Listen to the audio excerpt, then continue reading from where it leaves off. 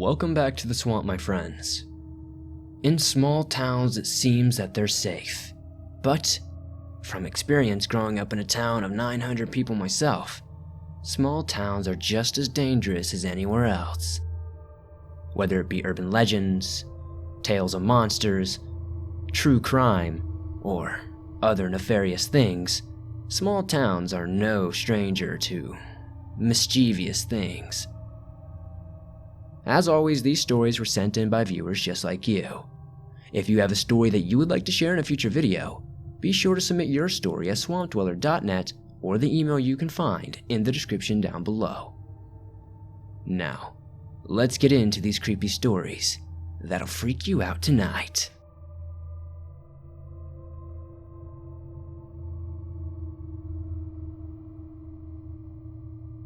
My story took place in 2007 in Haley, Idaho. I was there with a girl I had been with for several years. We were there in a motel just in town for a long summer weekend. Now, I was born and raised in Chicago, but I am an avid outdoorsman and hunter. I have lived in Utah since 1990. We were walking one night at sunset along a bike trail between these two small towns in Idaho. There was a wide area where the snowplows would dump their snow in the winter, so it was a very wide area of this particular trail. I had a black and tan bloodhound, and she had several beagles. It was near sunset, just when you can still make out shadows, but was getting kind of hard to see. It was then, as we walked and chatted, I heard that ungodly scream. I said, "What the heck was that?" It was then I looked toward the sound, and I could make out something stalking us as we walked along the trail. I realized it was a mountain lion, and he was about 150 yards to our right. As I saw him and realized what was about to go down, that's when the bloodhound just broke into all hell. He was baying and barking and pulling with all he had against the leash. I swore it was going to snap at any minute. The beagles were fixated on it as well. The big cat just walked along next to us, and there was no doubt the feeling that came over me. I was being stalked. Well, we stood there and watched for the longest time. Several full minutes for sure. The cat finally went into the brush. Then I watched as my dog's eyes followed him. It went down a creek bed and up the other side. Then it climbed up the side of the mountain until it was in the setting sun. His golden fur lit up as if it was on a spotlight. I found a ledge and sat down about 300 yards across from where we had seen it. I looked at my girlfriend and told her, "That cat's not afraid of these dogs, and there is nothing that can save us if it wants to attack us." I told her we should get back to the truck where I had left my pistol. It was a good hike, probably about a half a mile. We made it to the truck and never saw the cat again. But I can truly say this, is that one of the only times I ever truly felt like I was being stalked. It was a creepy feeling. I hope you can enjoy this story, and I assure you it is a true story, even though it may not be the scariest one you've ever read. But thank you for sharing it if you do.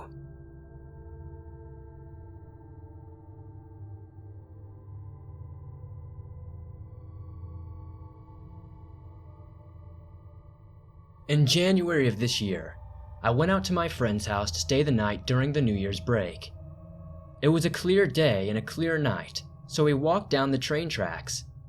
He has huge property in the middle of two small towns in central Pennsylvania. We walked through the woods down to the train tracks and watched as the trains went by. One eventually stopped in front of us for what we assumed to be a crew switch.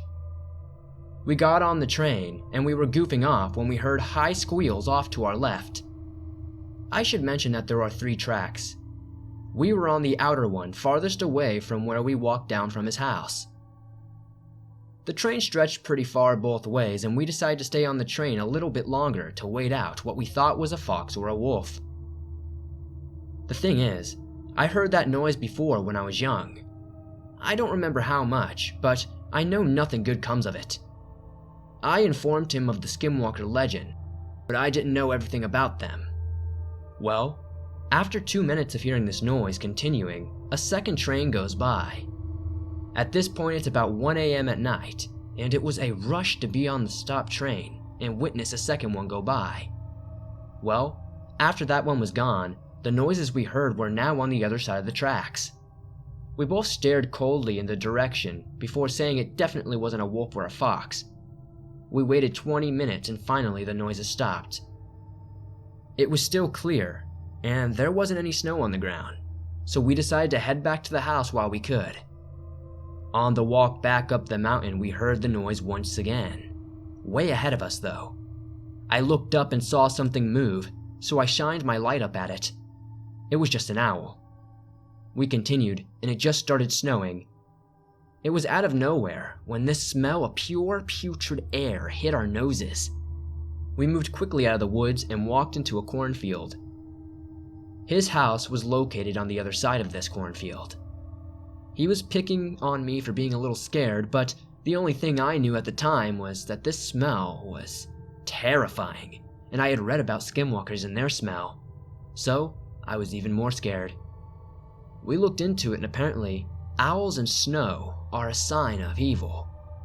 We laughed and texted our friends before deciding to settle down for the night. My friend walked into his room while I slipped into the downstairs living room, both on the same floor. 3 minutes of being alone, his motion light downstairs turns on, then off and then on again. Suddenly, there was a rapid tapping on the window. The light comes on and it stops. Then it's off and then there's more tapping again. This happened one more time before I yelled out, "Stop messing with me and go to bed." He walks out of the hall in his boxers telling me to shut up and calling me a pussy. I told him about what just happened, and he went cold and said, "Fine, I'll sleep out here since you're so scared." I knew low-key he was scared too. I don't believe in skinwalkers, but coming from Georgia and then moving to Pennsylvania, I've heard stories, and I remain cautious. But that night really changed me. Even changed my friend. We haven't really been back to the train tracks since. But I hope you enjoyed my story.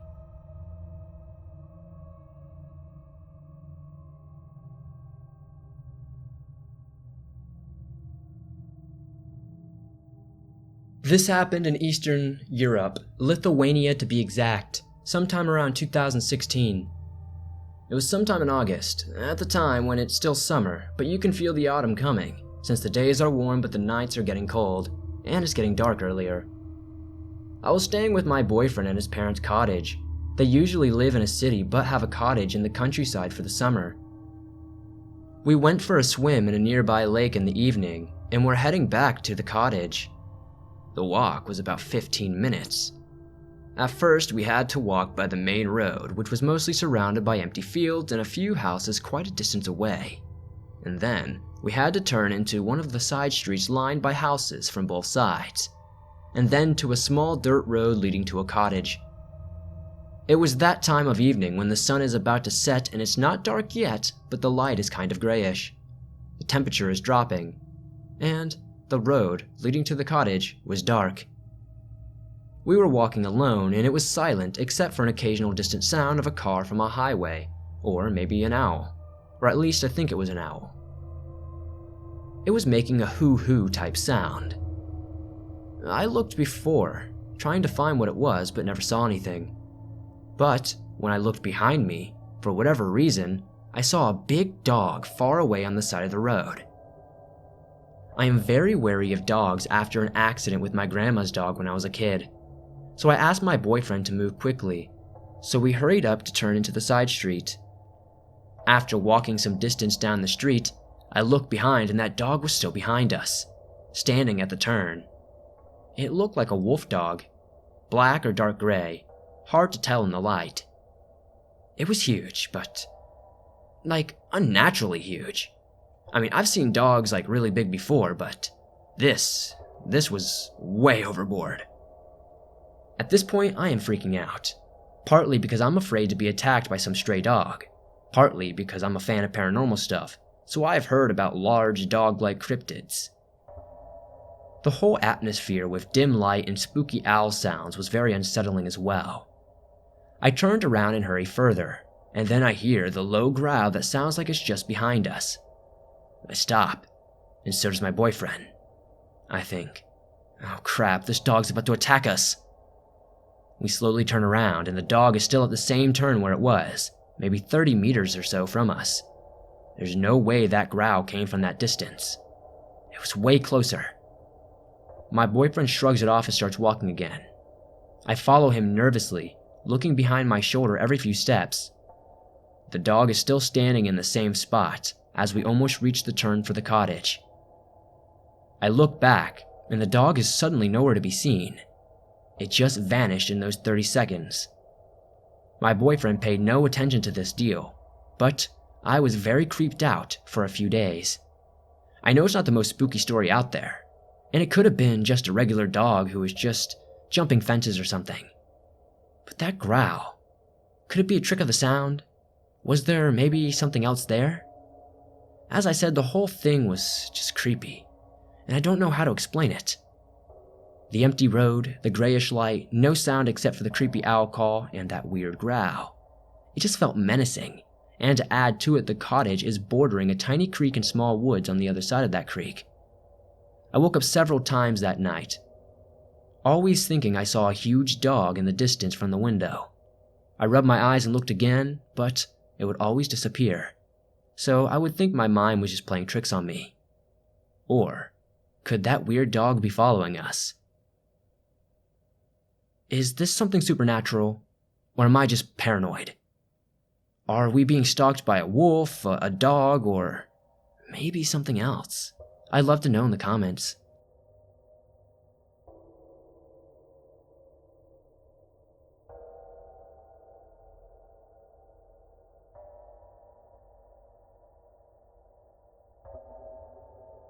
My name's Eric, and I am from a little town in Texas called Uvalde. Well, about 15 minutes from it anyway. I live on a small ranch. This happened sometime in 2018. It was about the first month of summer if I remember correctly, probably late May or early June. That day I was walking around my ranch, about 6 or 7 in the afternoon, collecting my game cameras with my dog accompanying me. She's a small blue heeler. As I was making my way through the brush to the final game camera, I quickly noticed my dog wasn't next to me. She was a few paces behind, frozen in her tracks, just looking straight into the brush, growling quietly at whatever was there. But I couldn't see a single thing, and that's really not like her. I raised her since she was a puppy, and I have never heard her growl at anything before without reason. This went on for about 5 minutes straight, and I couldn't see a single thing in the brush, just small trees and birds singing. Maybe a rabbit would run every once in a while, but that's stuff that's always there. I thought about it, but I thought it was nothing after a while, and I kept heading home.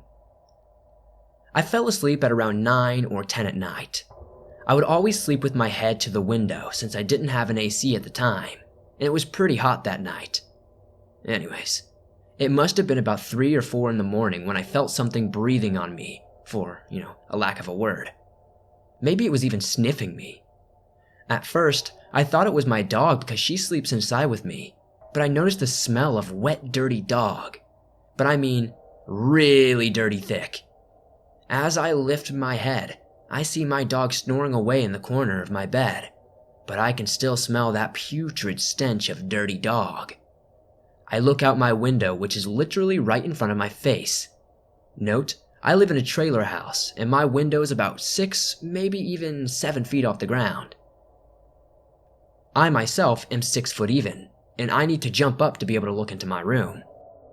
As I look out the window, I see the head of a dog, a German Shepherd to be exact, but this head was massive, like if you got 2 basketballs and put them together. The first thing I noticed were the ears and the eyes. The rest was just black like a big shadow, and this thing was so close to my window I felt the exhale from its breath.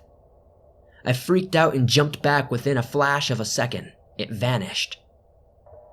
Me jumping up woke up my dog and she went straight for the window, sniffing the whole area. I couldn't see any other details because it was dark, but I remember those yellow eyes and pointy ears. Maybe that's what my dog saw, and maybe that's what followed me home. I did some research and tried to find out what this could be. I found things like lycanthropes, werewolves, and something called dogman. But I'm unsure if all these things are the same or if they're different. If anybody can help me in the chat, please let me know. I really want to know if my dog is safe or not.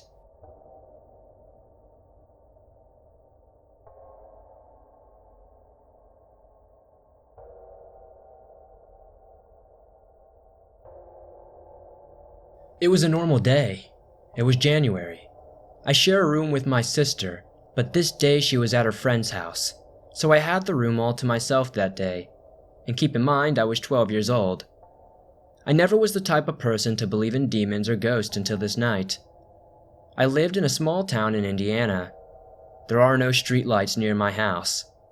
This night it was below zero, so no one was outside, and I made sure no one was outside. I had one small lamp in my room. This wasn't like I was half asleep or half awake. No, I was wide awake because I couldn't sleep. It happened at 3 in the morning, and no cars drive by our house because it's on a dead-end road. But I sat up in bed and started to read a book I had, and I began to feel uneasy, so I looked out my window. What I saw scares me to this day. I saw a shadow person. Not just a normal shadow person. I grew up in a very Christian home. I waited for about an hour, not taking my eyes off the shadow person. I know it was a shadow person because it was in the middle of my room, moving around, going to each corner except the one I was in. Me and my sister had bunk beds. She had the bottom bunk and I had the top bunk. It seemed scared or cautious of coming near me for some reason. I believe it saw that I was scared and helpless. I don't know why I thought this would help me, but I sleep with a pocket knife under my pillow. I sat there with the pocket knife in my hand, opened, clutching it like it was my last hope for survival. I sat there for an hour paralyzed in fear, watching the shadow person until it started getting closer to my bed. I screamed as loud as I could, but it came out more like a roar of a lion. Somehow, my mother heard me, and she ran into my room and asked me what was wrong. I told her what happened. She used holy water and anointed my bed and my doorway. I thought this would be my last encounter with this shadow person. If you couldn't guess, this definitely wasn't the last time I saw this shadow person. The second time I saw it was in my family room. It was about 2 years after the first encounter with it. I slept in the family room because I was scared to go back into my room. This time it didn't hesitate to get close to me. After that first encounter, I must have aggravated it because it had tried to get me when I was asleep in my family room. It was still a shadow person, but this time it had red glowing eyes. It went from the doorway to the end of the couch. In one quick movement, it seemed so inhuman. I felt helpless and paralyzed once again. I felt like a 5-year-old girl. It crawled up onto the couch and started crawling up my body and onto my chest. I got chills down my entire body. It was colder than outside. It was January again and it was extremely cold. It gave me a sharp pain on my chest. It felt like an elephant was sitting on me. Yet again, I was only about 56 pounds at the time. I am very small and petite, but I am very strong for my size. I don't get spooked easily, but this was too much. I somehow screamed excessively loud. My family said it sounded like a banshee. This time my dad came out and he had a shotgun with him. He asked what had happened. He didn't even originally believe me until he saw how bad I was shaking. He knows that I'm very tough. I can get my finger cut off and I wouldn't complain about it. I haven't seen the shadow person since then. Last time I saw it I was about 14 years old, and I am currently 15 years old at the moment.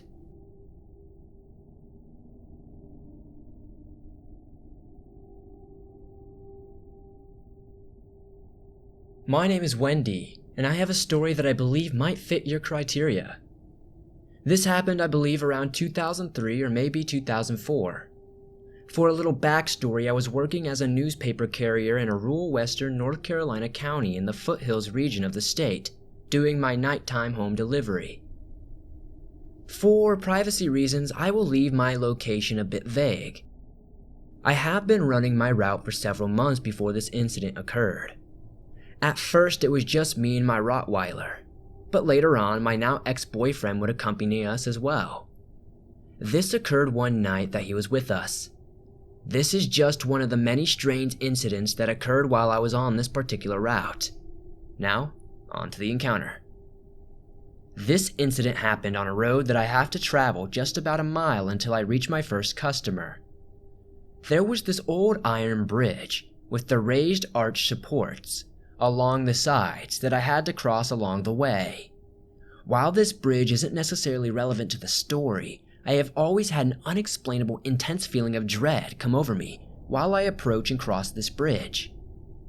On this particular night, that feeling was the most intense it had ever been.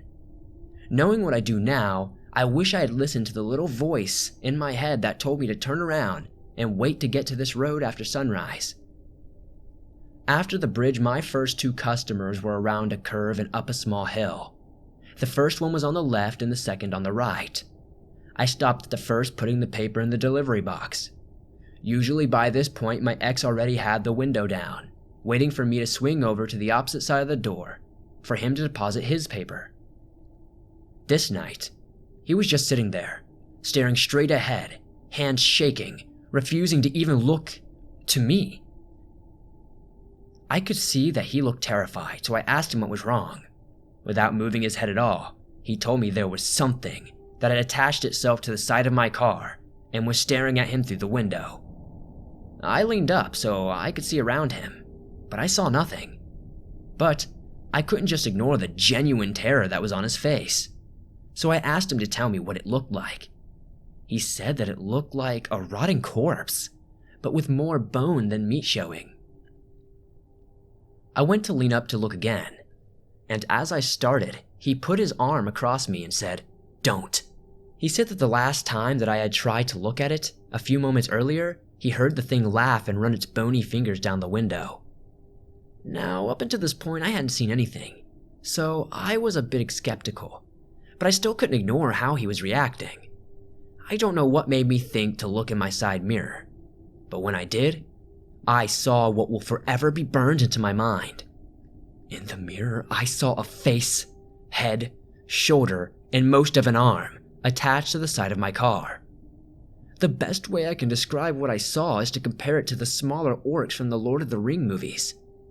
It had smooth grayish-greenish skin that seemed almost like it was stretched to its limit, elongated ears that came to a point, a mouthful of sharpened teeth, no lips, and no nose, but its eyes glowed red that reflected green in the security light that was across the street.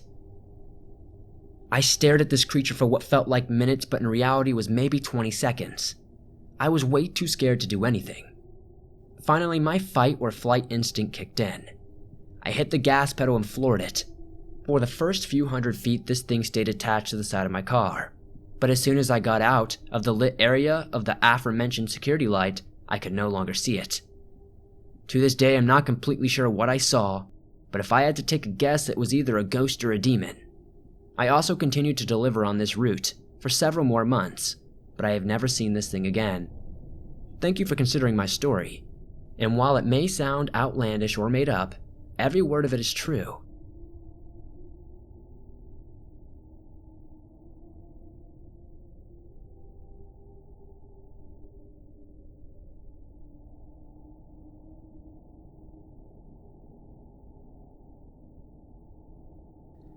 Thanks for listening to these creepy, small-town stories sent in by viewers just like you. These were some pretty interesting ones.